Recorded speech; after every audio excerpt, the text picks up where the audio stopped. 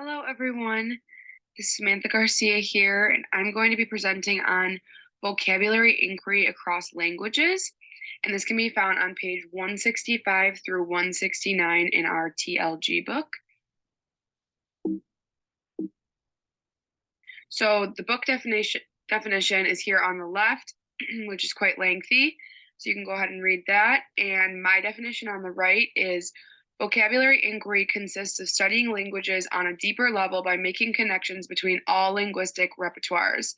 So an example is English and another language. My load is Spanish, so that's what I'll be comparing it to for sake of example. This consists of inquiring into the language or languages and seeing where connections can be made to further increase understanding by analyzing vocabulary in said language or languages. So when looking into my implementation across grade levels, in the TLG book, this strategy as a whole was only noted for middle and high school, but I do believe that these strategies could work for pretty much, at least this specific one could work for elementary, middle, or high school. So the first strategy we're going to look at is vocabulary journals, which I'm sure we are all somewhat familiar with these. So for these specific vocabulary journals, students will read either in whole group or independently. It works either way, and they will note new words in their journal. These journals can be set up in any way that best fits your students' needs or how your classroom is run or the topics that you guys are working with. So some examples of how to set these journals up would be cognates between languages, word parts, and word sounds. These journals allow students to compare words between different languages, more than just one. It could be multiple languages. So with the vocabulary journals, you should allow opportunities for students to share their journals with their peers. And notice that you're grouping heterogeneously, which is something that I was a bit um, not taken back by, but I guess a little bit shocked because I'm used to grouping students homogeneously with their languages. But later in the presentation, I'll talk about why this is so beneficial and unique. So one example of this would be pairing a Spanish-speaking student with a French-speaking student. So this is beneficial so that they compare and contrast characteristics of words between all present languages, which can be added to their journals. So students are able to compare the differences and similarities between not only this word in English and their home language, but also for example, say I'm a student who is bilingual, my home language is Spanish, and I'm speaking with a student, like I said, that speaks French. I'm now able to have a third language to compare this word in. So I'm looking at it in Spanish, English, and French as well, which is something I probably wouldn't have been able to do without my peer, comparing it with my peer. And this is just a picture here. Like I said, the vocabulary journals can be set up in a way that fits your needs. So if you were doing, if I guess, for example, was doing cognates, I might have it listed with the word in English and then listing its cognates underneath. Or you could list the word in your home language. Like I said, I'm going to be using Spanish for sake of example, and then listing the cognates underneath that in the other languages. Now, the next one we're going to be looking at is semantics or concept maps. I believe that this tool could also be used for elementary, middle, or high school. So this is used as a brainstorm tool, and it allows students to explore the origins and relationships between words and languages. So this image that I have in the bottom here is taken directly from our book, and I chose it because I really liked the word that they chose and the different branches that they have. So this is really just showing how many different languages are being compared in this tool. So, like I said, it's being compared with French, Spanish, Arabic, Russian, and Haitian Creole. So an example of this is researching a word from a specific topic and seeing how all the words or how the words all compare when translated into multiple different languages. So in this example, I'm assuming it's a math lesson. They chose the word angle, and they were able to see that in French, it looks exactly the same. In Spanish, it's pretty similar, not exact. Arabic, of course, the alphabet is different.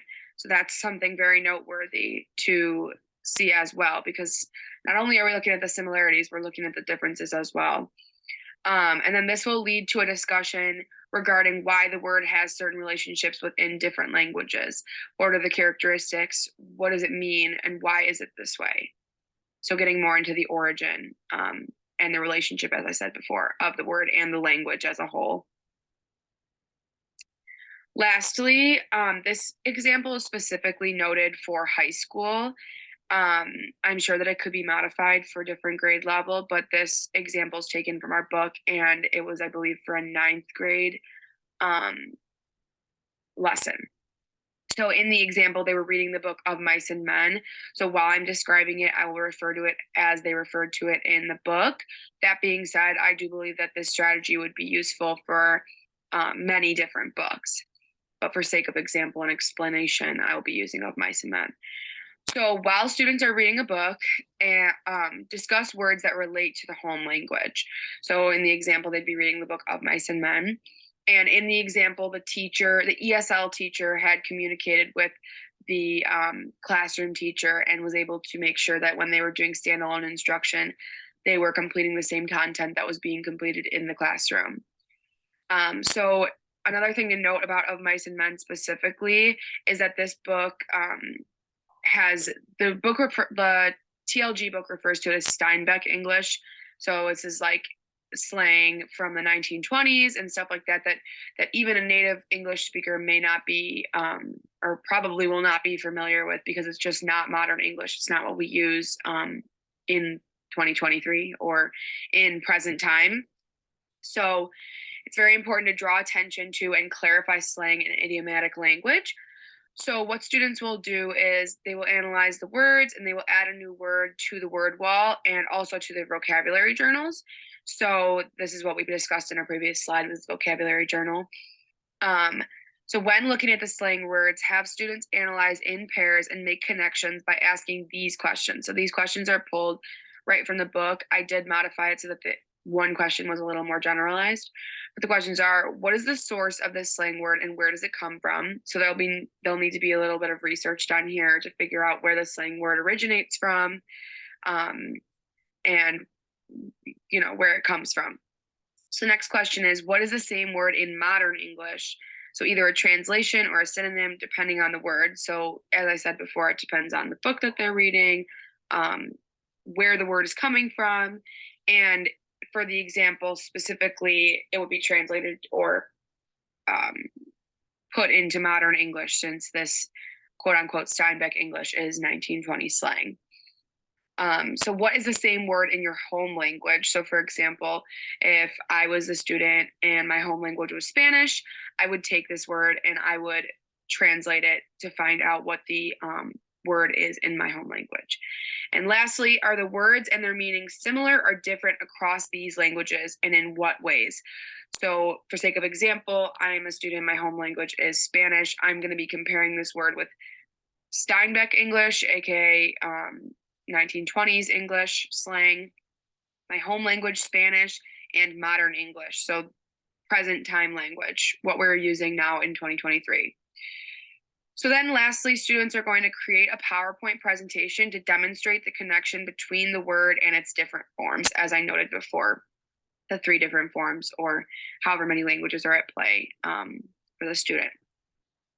So this is a really interesting tool, and I think that it's very beneficial for students to not only be comparing it from their home language to English, but I think that this other level and layer that's being added by reading specifically this book of Mice and Men is very interesting, because although Steinbeck is speaking in English in the book, some of the words and phrases, as somebody who has read Of Mice and Men, and I'm sure a lot of you guys have as well in high school or college, the English can be confusing. And there have been times, like, for example, myself as a native English speaker, if I'm reading Shakespeare, for example, I might have to look a couple words up, because although it's English, it's not present time English. This is not the type of English that we are speaking in day-to-day conversation typically. So I think it's very noteworthy to say that there are still some English words that need clarification. And lastly, here are some noteworthy tips that I came across while looking into this. So, vocabulary inquiry can be used to teach any language and not just English. So, I found this very interesting because this vocabulary inquiry is used to make connections between the home language and the target language. So, if somebody is learning Spanish or French, they can make these same connections between the home language. If the home language was English and they're trying to learn another language like German or any other language, they're able to make these connections, find the cognates, find the word sound similarities, stuff like that.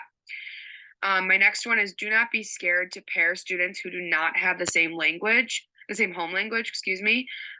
This allows them to compare and contrast even more. So I believe I mentioned this before. Um, this was something that kind of took me by surprise. I'd never really thought of pairing students up who did not speak the same home language, simply because I wasn't sure how they would be able to help each other. And now, after researching this strategy, I'm able to see that it really does help more than you would think, because now there's a whole other added level of inquiry. Instead of looking at it with two languages, you're looking at three different languages. And then this sort of ties into my last bullet of encouraging students to talk to each other in their home language, even if it's not the same.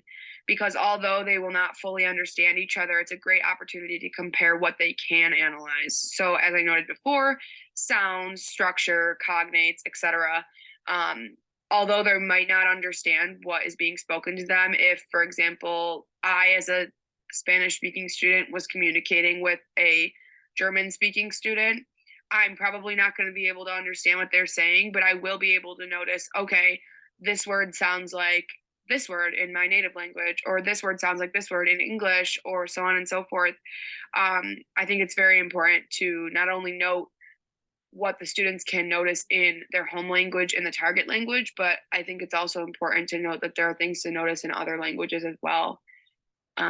So, yeah, this is my presentation, and here are my references. I hope you enjoyed, and I look forward to seeing what you guys point out in the replies. Thank you very much.